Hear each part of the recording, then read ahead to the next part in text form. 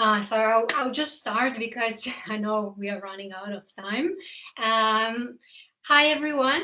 I'm Manca Ogrizek, PhD candidate at the Cadet Virtual Reality Training and Simulation Research Lab at Deakin University, and I'll be talking about 3D techniques for interacting with museum objects in virtual reality, like the Fort Youth. So our story started in Geelong. Geelong is a post-industrial city in regional Victoria, southwest of Melbourne. I'm in Melbourne. It is known by its industrial and manufacturing heritage, and in October 2017, Geelong was designated a member of the UNESCO as a City of Design. And at the AHA conference in 2019, we presented the very beginning of this project. The presentation was titled A Fourth Youth Digital Representation of Geelong's Icon to Empower Local Community. And for this project, we got on board not only local community, but a great support from the City of Greater Geelong and the GLAM institutions like Geelong Gallery, regional libraries, Geelong Library Heritage Centre, and National Wool Museum. So we were interested what local community think about design engineering heritage and how would like to see it in the future. And results of the online community survey showed that Geelong innovative and creative spirit and this engineering mindset definitely have something to learn from and take forward in the future. 92 people with Greater Geelong postcode participated in survey, and they were asked what are the first 5 things you think about or associate with Geelong design and manufacturing. And it's very clear that Ford was a top answer. And next survey questions, participants were given a list of Geelong inventions and asked if they ever heard about them. So survey responses show youth as one of the most well-known and beloved Geelong invention. More than 80% of participants were very familiar. This makes our decision very easy because for our case study, we selected this Australian icon, Geelong invention, the Ford Ute Coupe utility, the first ute that was designed by Lou Bant in 1934. So I won't go into the technical details about the ute as you're all experts. I have no idea. The problem we are focusing on is that original ute is unfortunately not available to the local Geelong audiences, and virtual reality technology can help more of these valuable heritage objects like ute become accessible. Because interesting fact is that most of museums only show 2 to 4% of their collection items. Of course, number depends on a museum. We were able to 3D scan the ute through the generosity of a private owner, Peter. His contact actually Kaya got from this conference in 2019. Thank God we attended. So we were very lucky that our colleague from Germany, Max Rachrik, on the left, an expert for 3D scanning of cultural heritage sites, borrowed the scanner, and then Peter allowed us to scan his suit on the private property, and that Matthew on the right worked hard on this student project. With more financial resources, digitization could be carried out more professionally, meaning that we could get a smoother 3D scan. But overall, it was great learning experience. And based on this data, we created a cartoon-like 3D model that I used in the VR experience I will show later.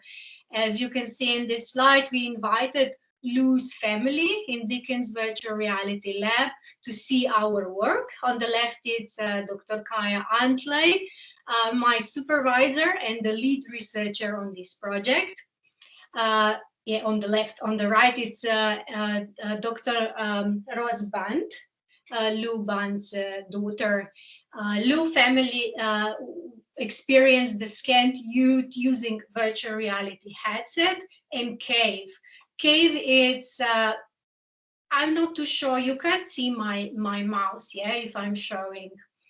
But on the picture on the left up, it's actually cave. Cave stands for Cave Automatic Virtual Environment. So this is a picture from the VR lab showing the cave technology. It's a virtual reality space where the walls, floor, and even the ceiling in some examples act as a giant projection surface to create a highly immersive virtual environment. And if you put on the VR glasses, you would experience this projection as a three-dimensional space that you can walk and look around. Even more people can use it at the same time. So Lou's family could experience this youth in this sort of technology. Lou's family was very happy, of course, to try out these experiences and showed an immense support. As you can see, the project at this stage already got media attention, and now we have this 3D scanned youth in virtual environment on one side, and people using technology to interact with on the other. And the way we interact with computers is via interfaces. And we quickly realized that having only a digital model in virtual reality is not enough. To increase the learning, meaning making, and engagement, we need to design this interaction between the museum visitor and the museum object. Think about the ways you interact with personal computers and smartphones. These are predominantly based 2D interactions, which are not intuitive enough when simply replicated in three-dimensional virtual reality. I show example of a cave and Ross using a VR headset.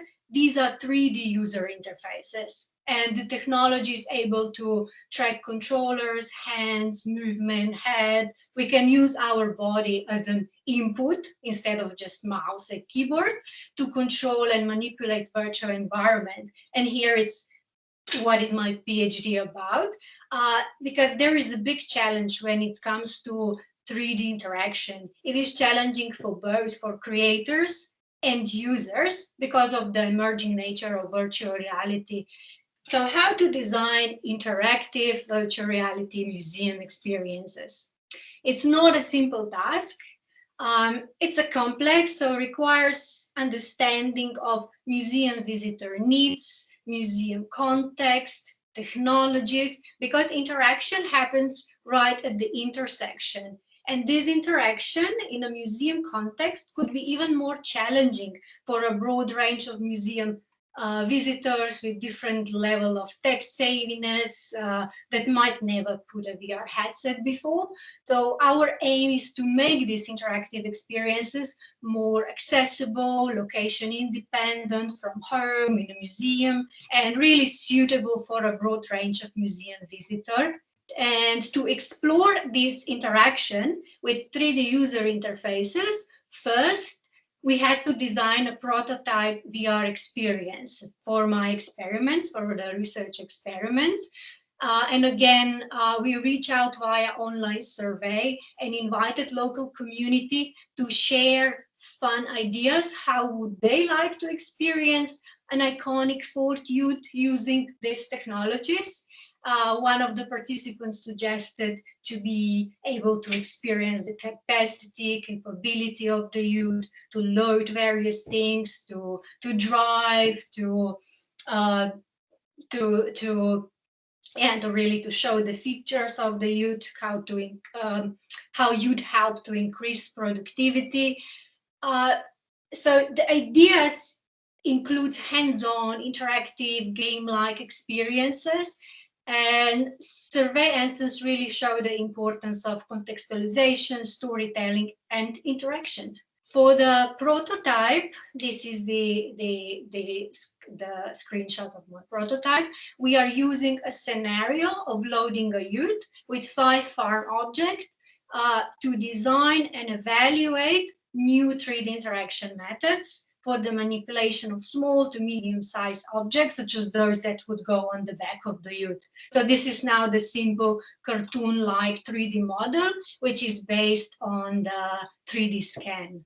Now we're questioning what are the most effective interaction techniques that will make our interaction in 3D virtual environments more intuitive, engaging, and really add a value to the interpretation of museum object, which is completely open. So then we ask ourselves, should we use the interactions that we use in a real world?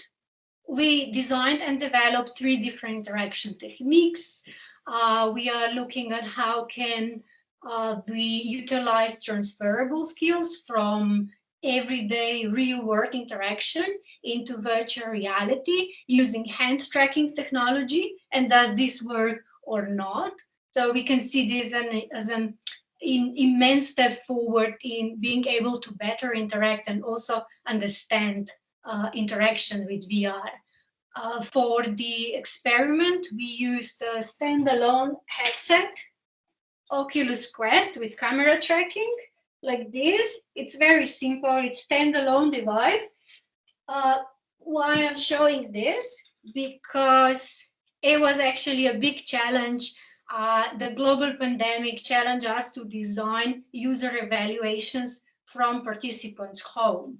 And as a silver lining, the qualitative data proved this model of VR museum from home could really help museums better engage with their existing and new audiences and move the museum objects beyond the walls of museum. Here is the room setup. That this was the only requirement from the participant to be able to go through this evaluation was to have this clear space at home and camera. And we delivered all the equipment, and as you can see, it's very simple. It's just a standalone headset, super easy. And through this evaluation, we collected quantitative, qualitative, and even physiological data. We looked at the number of different variables. I won't go that much into detail, like time taken to position object, total completion time, error rate, ease of use, user preferences. We collected all these to measure the performance, accessibility, and so on. And this way we could see which interaction methods are more effective and how to optimize the evaluation process for the future experiences like this. These are some screenshots from the evaluations. As you can see, the evaluation was conducted through Zoom conferencing. Participants were very engaged, and when they were asked to describe their experience with using 3 words, fun was the top answer. I'm sure that it might be a little bit biased because they were impressed by the technology. I think maybe wow factor also play a role. But all participants were very motivated and completed the 90 minutes long evaluation, which is a good sign. Here are some of their responses.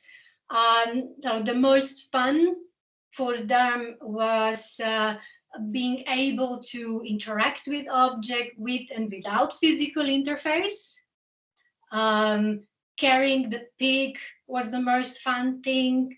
Then the fun part was I felt as it was me actually being there and loading the ute, which shows this benefit, the immersion, the feeling of being present. And then another comment, seeing the ute rendered in VR and feeling the sense of story created by the objects surrounding, ability to contextualize, to tell the stories, and of course the interaction, it plays an important role as well. Next, I will, oh yeah, the next. So the challenging part was getting familiar with technologies and how to interact with 3D virtual environments. So there are still some technical limitations. And as I mentioned before, it's new for both. It's challenging for both this interaction for creators and the users. Some comments, you can read some comments. So getting used to the techniques, standing too long, sometimes something doesn't work as you would expect in real life to work, because there's some still technical limitations, but with improving the design, we could fix those. So results and findings. Results, looking at the proposed interaction techniques. So now I'm focusing on these interaction techniques that we propose. Positive side is that research suggests that well-designed 3D interaction techniques could facilitate more intuitive manipulation with museum content suitable for a broad range of museum visitors. And which is a good sign, showing that proposed interaction techniques were intuitive enough and suitable for broad range of museum visitors. Here I'm talking about that prior 3D gaming experiences or experiences with virtual reality, or the age difference didn't impact the performance. So I was really impressed. No matter of age, all participants performed really well. And then challenge was, of course, these technical challenges to achieve a stable and physically realistic gesture-based freehand interaction, and some tracking limitations again. Looking at the concept of VR museum from home, because all the experience was packed in a way that could be experienced by anybody at home very easily. And post-experience survey results showed that 86% of participants would be very likely to try again this sort of experience at home, and also 82% would be very likely to try the experience in museums. So it's suitable for both, for home or in a museum. And as I mentioned before, all participants were highly motivated and completed 90 minutes long evaluation process. Of course, there are some limitations because this experience needs to be further developed and contextualized to offer more meaningful engagement with the youth, because now it was more focused on testing all sorts of different interaction techniques. We got a lot of valuable insights through this experiment, and the findings of this research project are going to shape future museum experiences. Here it's a sneak peek into design process that is currently going on of interactive virtual reality story about the Lou Band and his youth. This virtual reality piece aims to inspire younger generations to become a creative problem solvers of the future. Target audience, but I would like to say that target audience is not only a younger generation. We are sure that it will attract all Australians interested in local industrial past and future, youth car lovers, museum visitors, and even international audiences interested in inspiring stories about creative people, like it was Lou. To deliver this experience that I was talking about, this VR experience, we collaborate with Slovenian industrial designer and 3D artist, Uroš Hochkraut. He's amazing. He works for Warner Bros. And Disney. So, and he also created this attractive poster. So stay tuned for that. Also, I would like to mention three Deakin final year student projects showcasing automotive heritage by using new technologies. Matthew from the right, Matthew with the 3D digitization of a 1934, youth, and he also digitized 2009 for youth. And then it's me, and then Christian with the hands-on puzzle experience, where participants put together a youth from the 3D printed parts.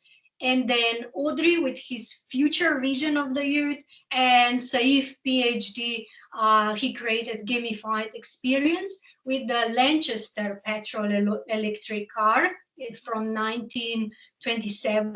He just tested this his VR experience in Coventry Transport Museum. The projects I just mentioned were showcased at the event called Geelong Inventions Past and Future. Event was part of the Geelong Design Week this year in March 2021. We were lucky enough to have a physical event. In the afternoon symposium, Geelong Inventions team presented the results of a community survey about the past, present, and the future of Geelong inventive heritage. Here is the photo of on the corner on the bottom right is the photo of entire Geelong Inventions team. And important is to know that I would like to conclude this way. So important is to know that we cannot replace the experience with a real physical original youth. And these technologies are not a replacement for that, but they are a new medium that offers a different way to engage with the museum and heritage objects, and offer a lot of valuable possibilities. And we need to work together because it's quite complex uh, to ensure that these technologies are used in a way to facilitate meaningful experiences with museum and heritage objects like Fort Youth. Yes, and that is the end of my presentation. And because I have, thank you for listening. And I have Kaya, my supervisor, it's also here. Thank you. Maybe Kaya, would you like to add anything? Thank you, Manca. No, I think your presentation was fantastic, and I hope the audiences got a glimpse of what we're doing at Deakin. And thank you for, yeah. Thank you, Manca, and thank you, Kaya. I mean, all the marks are there for a deep dive, novel piece of PhD research. It looks amazing. It looks very novel. There is going to be some terrific new knowledge there that is very relevant to a number of people on this call, and one of those people, and I would say one of the primary people this would be relevant for, Paul Rees, the head of the National Motor Museum. Thank you, Simon. Yeah, Manca, that was excellent. Thank you. I really enjoyed it. And it is exciting. And I think, Simon, you actually mentioned a couple of the things I thought were gems of it, which was the novel, not novelty, the novel approach to it. I think I want to actually, Manca, if I can just make a quick statement and then give you an interesting real problem that we've discovered. So at the Motor Museum, we have played with 3D technology, and we have played with VR in an environment where users and visitors had free access to a VR device that reenacted the Adelaide Grand Prix from 1985. It was a simple piece. It was maybe done about 5 years ago. And before I do that, actually, I just want to say that one of the things I think the application for this is really an interesting area for me is within an educational environment for probably upper primary, lower secondary. That's, when you show that diagram of the person in a room, I just think, okay, the classroom is this is a great reach out and a great way for young people in student environment to in an online learning environment to actually engage with an object such as this. But the unique issue I just wanted to throw to you and just say whether you took this into account or whether you looked into this at all, and it's a simple one. It's cleanliness. The 3D, the VR helmet we had and the device we had at the museum was that the unanticipated problem we had was the ongoing cleanliness of a multiply shared device that went onto sweaty foreheads.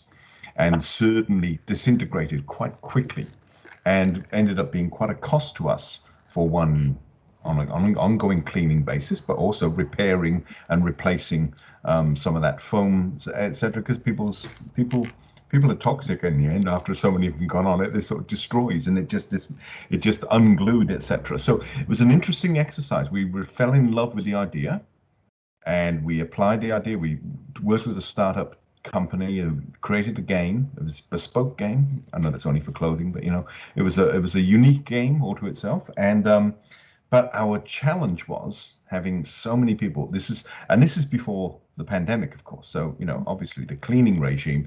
We've turned off all of our interactives at the museum. Anything with a touch screen, which was where we were all going for fabulous interaction with visitors, has gone off because the cost of actually having or cleaning it every time someone touches it because of COVID. So I don't know where we're going to go when we come out of this with interactives and that sort of bright, beautiful future we were all looking at for people to interact with these objects and interact and get and drill down further into the interpretation panels that we had through screens. I have no idea where we're going to go with that, but did you do the real world thing with the helmets, and how did that go with you? And did you solve this problem that we had at the museum, which was around cleanliness of the device? It also sounds like robustness, Paul, not just cleanliness. Yeah, absolutely. Yeah, well. Yeah, I was very aware of this problem, especially when the pandemic started. It was a big issue how to maintain the cleanness. But what is actually good, there are some benefits of virtual reality, and we have to take on board those. It's great for the home use because it's also isolate you, and there's not. We had some other project that Kaya was leading for the dinosaur project. So the VR headset was great. Because the good thing was that during that when the visitors were using a headset, there were also large screen projective what they are doing inside, so everyone can have something from it. So this is important. When you're using virtual reality, you really have to think about how you would use it effectively in a museum setting. And I was struggling at the beginning with my PhD because of that reason. So virtual reality, does it make sense to have it in a museum? Of course it is. It's having in a way that it's transported you, it adds something, but maybe augmented reality would be better for an on-spot things. And then when you have the content developed, okay, you have these models, you have these, then you have to think about which technology for which part. And then it's great for if you have a content for virtual reality to have also this from home things. Because what we realized that this at this stage when the Oculus Quest is such a low cost and it works great, it was I thought that there would be much more problems and hassle to deliver this at home, and that everyone can walk through the 19 minutes long evaluation. I thought it's going to be a headache. It was so easy. Everyone got it, and doesn't matter of the age. I was super surprised, and I think the virtual reality even better if it can be used for the home users. I absolutely agree, and AR is definitely really. And a lot of museums are now using augmented reality applications when you can add some additional layer to the object that is already there. I mean, the use context of home versus the museum is very different in terms of shared use versus personal use. Yeah. From a product robustness and cleanliness perspective, they're very different scenarios. And I think it sounds like, Paul, you just absolutely got smashed with volume, with, the rigor of all of those interactions and uses on one device or a few devices, versus in home, you start to get, obviously if you're sharing, like if you're sending out and then pulling back devices into homes, that can be an issue. But when everyone has their own devices and you hook into an infrastructure which is facilitated by people's own home-based devices, that's where you start getting. Yes, and then you can have application. It can be sold, because there are quite a few museum experiences already available on the Oculus. It's the Anne Frank room and similar others. Yeah, the problem is to maintain the level of to disinfect. I had problems. I didn't have a problem, but it was a lot of work to disinfect and then dry out this thing.